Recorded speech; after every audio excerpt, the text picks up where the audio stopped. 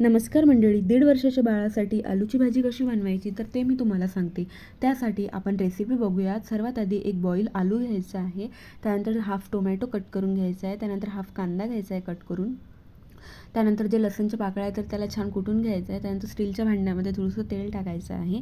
त्यानंतर तेल गरम झाल्यानंतर त्यामध्ये जिरं, मोहरी आणि लसूण टाकायचं आहे. त्याला छान असं लालसर असं भाजू द्यायचं आहे.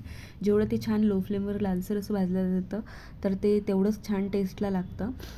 जेणेकरून त्यानंतर त्यामध्ये आपण कांदा आणि टोमॅटो टाकायचा आहे. कांदासुद्धा छान असा लालसर असं भाजू द्यायचा आहे.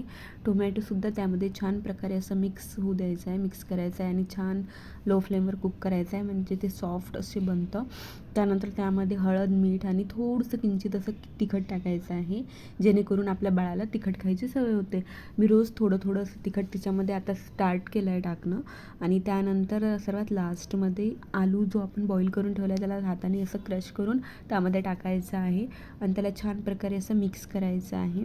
आणि तसंच नंतर गॅस बंद करून कुक करायचा आहे, कारण आलू आपले टोमॅटो आणि कांदा ऑलरेडी झालेला आहे छान, आणि जो आलू आहे तर तो छान बॉईल आहे, त्यामुळे ते जास्त कुक नाही करायचं आहे. त्यानंतर तिला छान असं एका प्लेटमध्ये काढून मी छान गरमागरम असं सर्व केलं आहे. तिनेसुद्धा छान असं एन्जॉय करत खाल्लं आहे.